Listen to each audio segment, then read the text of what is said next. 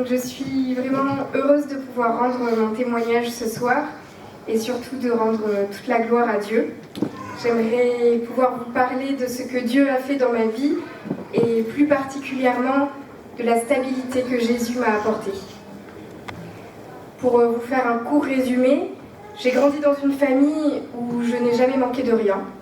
J'ai toujours eu des parents auprès de moi qui ont fait de leur mieux et qui ont toujours pourvu à nos besoins, à moi et à mon frère.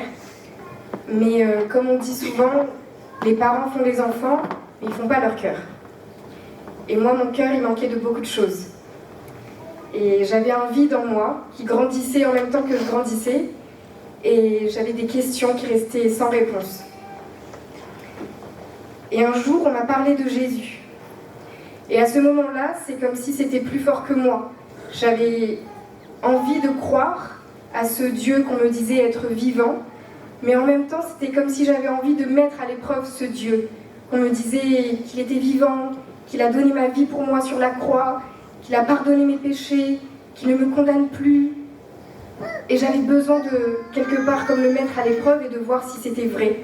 Alors je suis allée à une réunion de prière où la parole de Dieu était prêchée. Et ce soir-là, ce serait vous mentir que de vous dire que j'ai tout compris au message de l'Évangile.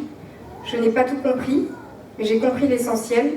Je suis ressortie de ce lieu en étant sûre que c'était la vérité et en me disant que c'est ce Dieu-là que j'ai besoin dans ma vie, ce Dieu-là que je veux suivre. Et je lui ai donné ma vie, je voulais le suivre, je voulais mettre en pratique sa parole et j'ai pris mon baptême conformément aux Écritures pour lui obéir. Et avant de connaître Jésus, je me sentais terriblement instable dans ma vie et dans mon cœur.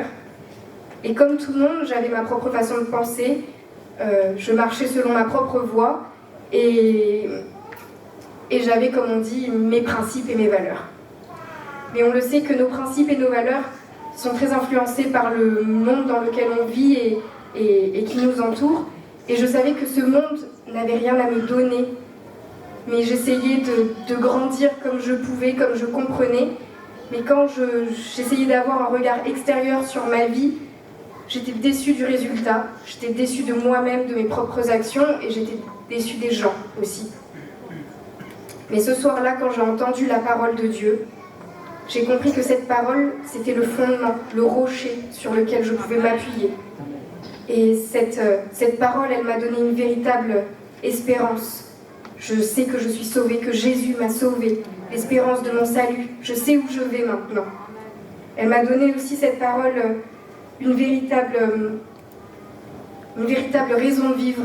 Je sais que je suis née pour servir ce Dieu qui m'a créé, qui m'aime, qui m'a aimé le premier. Et je veux l'honorer, je veux le servir. Et je sais aussi que cette parole, elle m'a donné un amour véritable, que je n'arrivais ni à donner, ni à recevoir. Et je sais que Dieu m'aime et que son amour n'est pas en fonction des circonstances de ma vie, mais en fonction de mon cœur envers lui. Et ce fondement, qui résume tout ce que je viens de vous dire, c'est Jésus-Christ. Et je l'ai vécu et je sais que je le vivrai encore. Jésus est fidèle et vivant. Je ne m'appuie plus sur mes propres idées ou mes pensées parce que je sais qu'elles ne m'apportent pas la paix. Mais Dieu dit dans sa parole, « Je vous laisse la paix, je vous donne ma paix, je ne donne pas comme le monde donne. » Jean chapitre 14, verset 27. Alors j'aimerais conclure ce soir en vous disant que s'il y a quelqu'un qui a besoin de paix dans son cœur, qui a besoin de stabilité dans sa vie, de trouver un sens vrai, j'aimerais te dire que Jésus, il est le chemin, la vérité et la vie. Et que si tu es dans ce lieu ce soir, ce n'est pas un hasard et que Dieu te veut à cet endroit. Que ton cœur soit ouvert et que tu puisses être béni par le Seigneur. Amen.